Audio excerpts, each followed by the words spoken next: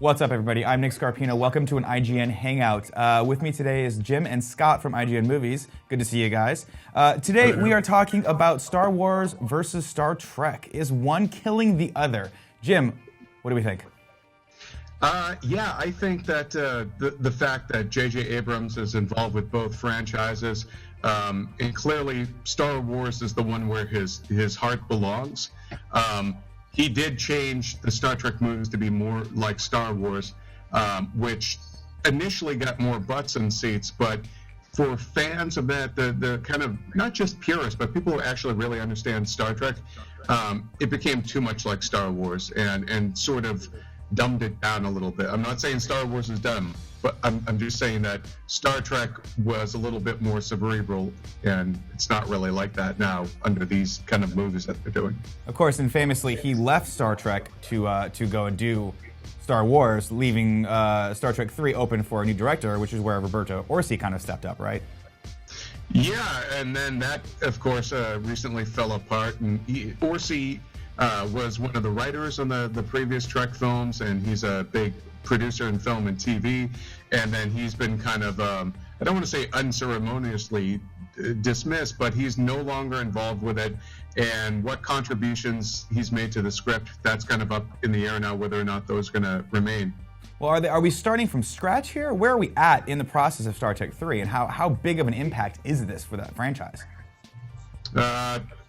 I think it's basically at this point they have to get a movie out to meet the 50th anniversary in 2016, and so they have to start filming by the latest middle of next year. And if you're still rewriting your script, I mean, it happens a lot, but it's definitely a challenge for them. Well, Scott, what's your take on this? Is this a good thing? Is getting some new blood into the series a good thing? And Jim, I know you have an opinion on this. We'll come back to you in a sec, but I want to hear from Scott as well. I think in a perfect world, it would be a good thing. Getting rid of Roberto Orci, probably a lot of Star Trek fans would be happy about that. The Star Trek fans weren't particularly glad with what he did, especially in Star Trek Into Darkness, him and his co-writers. But I think the problem is Paramount is trying to hit this 50th anniversary date in 2016.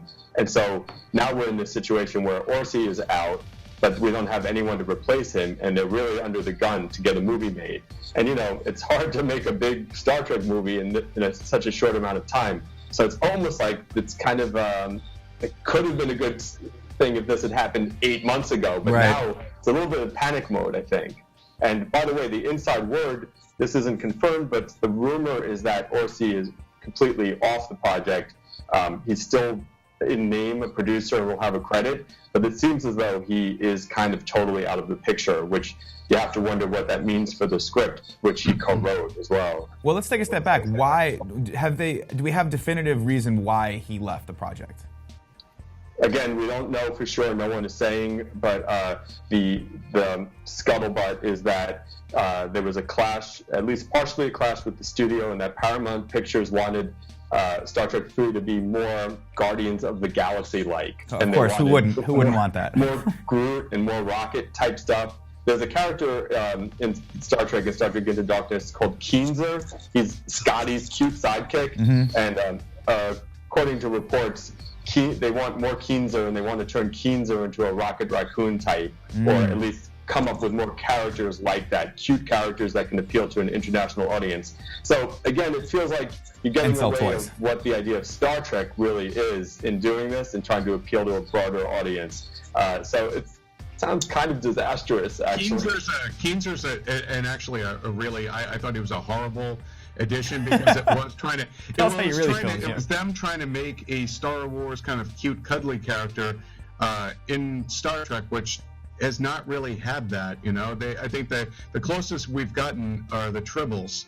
So if I suddenly hear about like Tribbles being in the next movie, or maybe there's a character called Harry Mudd who's kind of more of a buffoon, I wouldn't be surprised if they go that route. But I just think it's they just don't understand then what they have if they are going to try and go the Guardians route. I think to follow up on what you're saying, Jim, I think they ultimately maybe that is what the problem is that they don't understand what Star Trek is, because ultimately Star Trek is supposed to be more about big ideas and humanistic stories and not so much about the spectacle. I mean, you still have a good spaceship battle here or there, but it's supposed to be a little bit more deep in terms of themes and stuff. And I'm not sure that there's that much room for that in big Hollywood filmmaking these days, the big studio tentpole stuff. So it could be that Star Trek maybe just doesn't belong in the movie theater anymore. It might be better off as a TV show. Potentially. I mean, you have to also, it was a double-edged sword with J.J. Abrams, right? Because he came in and kind of famously revamped the series, kind of brought it back into the mainstream public again. But he brought it back with his visual style that we're now starting to see in Star Wars. So that couldn't have helped, right? The fact that he's moving on to an even bigger franchise and taking that action-packed sense of sort of momentum with him, that's got to suck for whoever's coming in next on Star Trek. Yeah, and J.J. Abrams is like the, he's the hottest ticket in town in a way. And Scott, you always said I was the hottest ticket in town. I thought I was. No, never mind. No, we certainly feel that way about you, Nick. Thanks, Scott. But how do you follow up? It's the third film in the series. That's already a tough pill, Mm-hmm. So then you're following up on Abrams, who's now the big Star Wars director, and who has turned the Star Trek series into a Star Wars type series already. So mm-hmm. it's going to be a really tough job for whoever does wind up getting Star Trek 3, the director's gig. Very tough. I just want to chime in on, there's a director who's reportedly a front runner, and his name is Rupert Wyatt, and he was the director on Rise of the Planet of the Apes. So if there's anybody who knows about how to take a franchise that looks like it was in a bad spot, a science fiction franchise, revamp it, keep it human but keep it fun, and do good visual work, I think he's your best bet at this point. But again, if the studio doesn't understand what they have, if they think, well, it's a space movie, then maybe even he can't really say that. But of all the directors mentioned, he's your best bet at this point. So do we feel like, I mean, that's got to be an uphill battle for him, though, right? Because he's sort of stepping into a minefield. That's what I meant to say. It's been a long week already. He's in a trash heap right now. No, but no, he's got an uphill battle. That's going to be really hard for any director, right? To come in and try to salvage whatever's left of the series. Yeah, this is like what happened with Ant-Man when Edgar Wright and Marvel kind of had a falling out, I guess, and Edgar Wright left Ant-Man, and then it was like, well, who's going to come in and make Edgar Wright's movie for him in the 11th hour? And it's sort of the same situation. Whoever's going to do this, you would think that a guy like Rupert Wyatt maybe wouldn't want to do this because he's established himself as a filmmaker of talent, and he would want to imprint his full vision on the project, and I don't know if there's time for that. So we'll see. I mean, on the one hand, yeah, it'd be great for Star Trek if Rupert Wyatt came in, but it might not be good for Rupert Wyatt to come into Star Trek. All right, last question, guys. Is there any way, shape, or form that Roberto Orci might somehow join the Star Wars crew that's already deep into production? Yeah, I think it's entirely possible, but a lot of it depends on sort of deals and stuff like that. I mean, Lucasfilm, ultimately, they're running the show, and there are a lot of spin-offs, and who knows? Yeah, I think at this point, anybody could.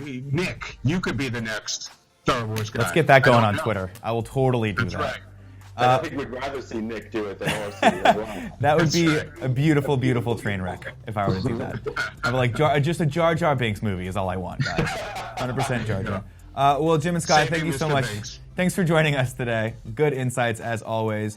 You, the audience, please, if you have an opinion on this, please leave a comment in the comment section below, letting us know what do you think? Is Star Trek doomed? Is Star Wars going to take over our lives? Probably yes to the latter on that one for sure. Thank you so much for joining us, and we'll see you next time.